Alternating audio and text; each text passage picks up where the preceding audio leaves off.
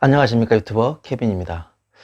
여러분, 눈에 대한 불편함 많이들 겪고 계실 겁니다. 특히 이제 이 유튜브 때문에, 유튜브를 통해서 유튜브를 보느라 눈이 많이 혹사를 당하고 있고, 저는 이제 유튜브를 여러분 만들기 위해서 하루 종일 이 스마트폰과 컴퓨터 때문에 이 눈이 혹사를 당하고 있는 상황입니다.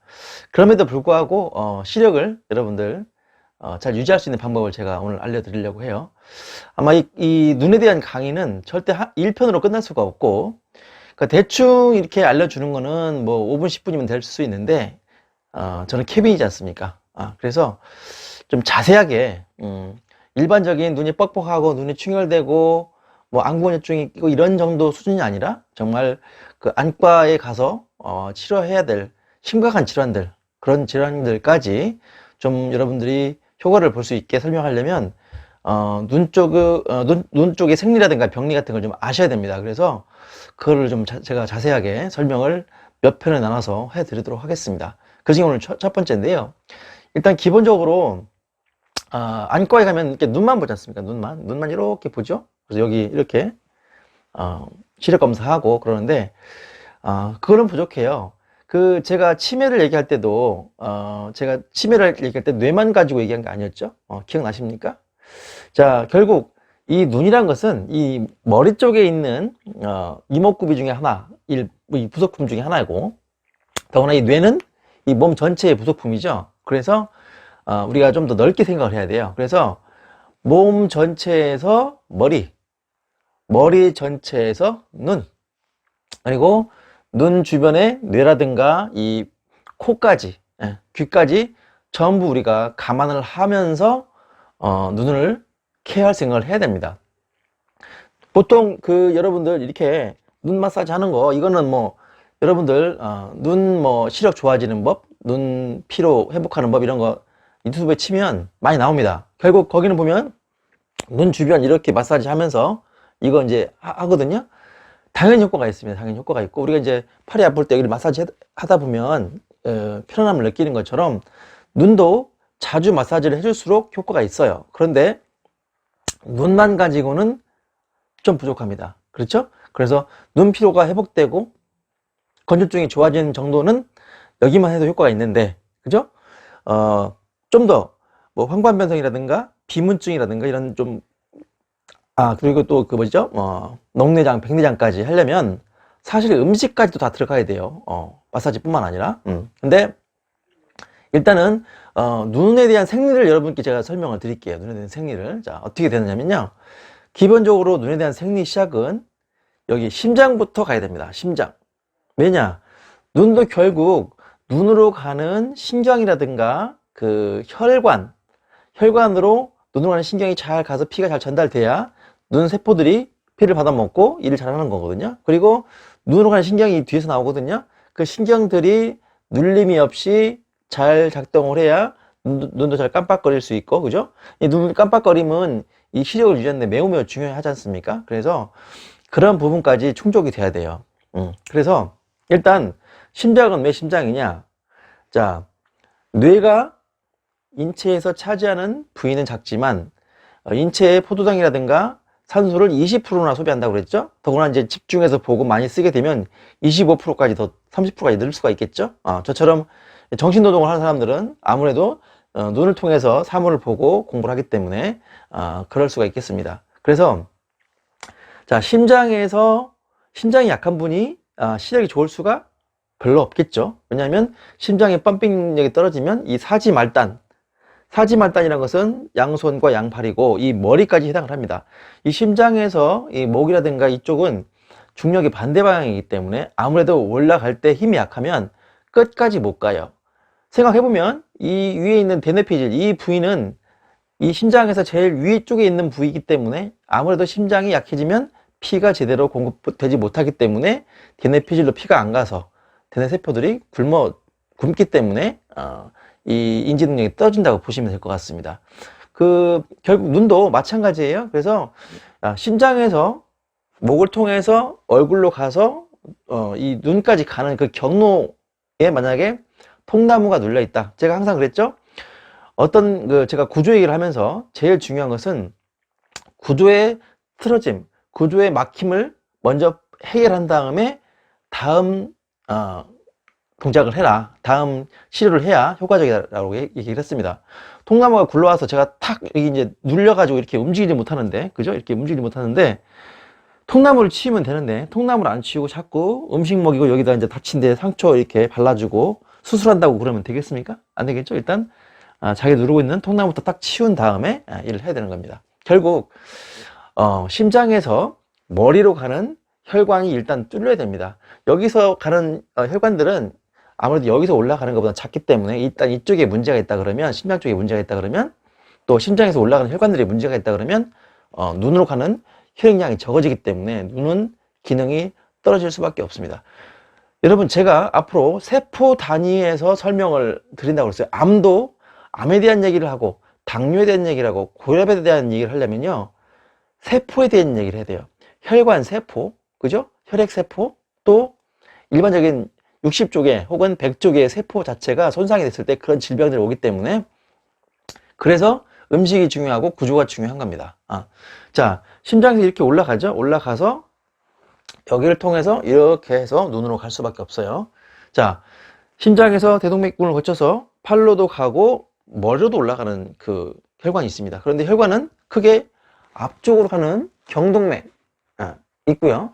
경동맥을 통해서, 이 경동맥으로 간 것은 이 앞머리와 이 중간머리, 이 부위를 영향을 줍니다. 그래서 혈관이 이렇게 가서 앞쪽과 이 중간 쪽까지 영향을 주고요. 그 다음에 이 뒤쪽, 이 경추 1번부터 7번까지는 뼈가 이렇게 있지 않습니까? 근데 이 척추가 이렇게 있다 그러면 이 양쪽에 구멍이 있어요. 그래서 그 구멍을 통해서 이렇게 혈관이 올라가서 이렇게 올라가는 추골동맥이 있습니다.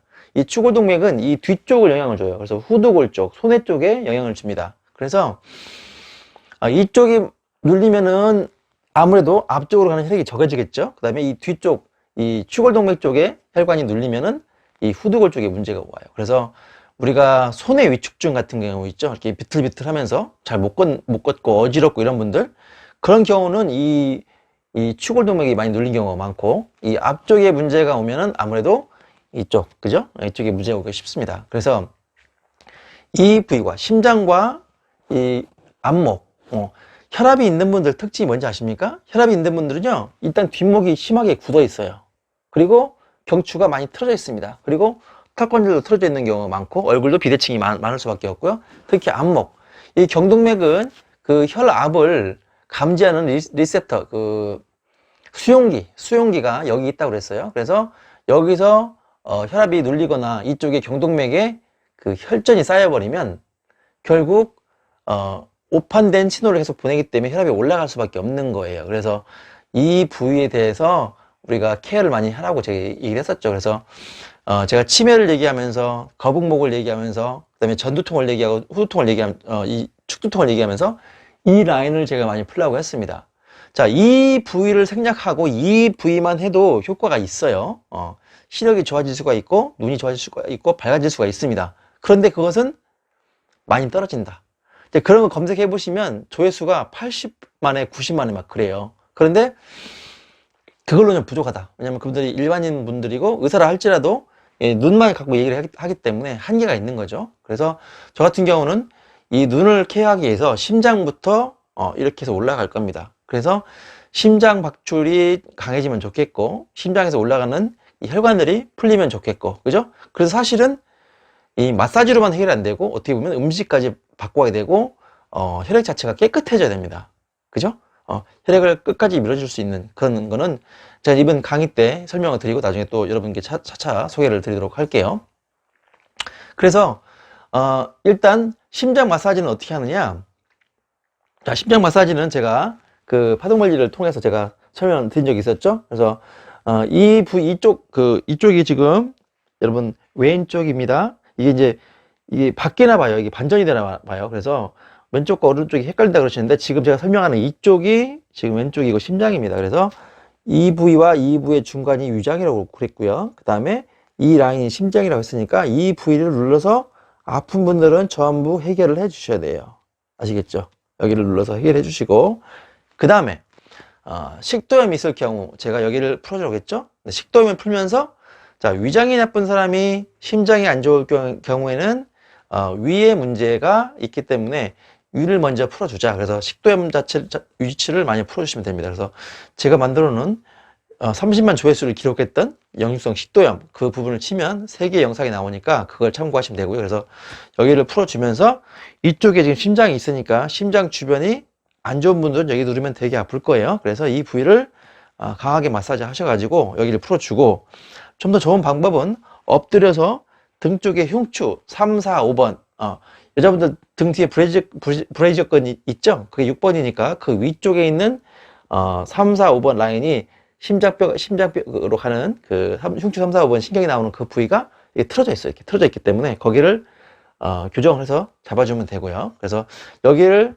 제가 많이 두드리라고 해줬죠. 이렇게 식도염 있을 때도. 그래서 이 부위가 일단 기본적으로는 예열이 끝나야 됩니다. 끝나야 되고, 그래서 여기는 많이 해줄수록 좋습니다. 자주 해줄수록 좋아요. 아시겠죠? 많이 해줄수록. 그리고 이제 더 간다면 이제 이게 발이라면, 왼쪽 발이라면 이 왼쪽 발이 또 문제가 있는 분이 많습니다. 이 세번수도에서 나온 얘기인데, 이거는 뭐 세번수도가 아니더라도 저희는 교정을 했기 때문에 다 알고 있던 내용이었는데, 어쨌든 이 부위가 이게 이제 발이에요. 발등이고 이게 이제 정강입니다. 또는 종아리 쪽이죠. 이쪽이 이제 문제가 와 있기 때문에 거기도 같이 마사지를 해서 아픈 데를 풀어줘야 됩니다. 그렇게 하면 정말 좀 그 심도가 있고 깊이가 있고 훨씬 효과적인 치료가 될 수가 있습니다. 그래서 그 부분까지 이렇게 풀었다 생각을 하고요. 그 다음에는 이 부위입니다. 이 부위. 여기서 이렇게 흉쇄유돌근이 이렇게 지나가고 있죠. 여기를 이렇게 뚫고 올라가야 되는데 이 경동맥이 이 부위에 있기 때문에, 그래서 이렇게 만져보면 뛰는 곳이 있죠. 네, 여기 지금 딱 이 자리에 걸립니다. 이 자리에서 지금 쿵 합니다.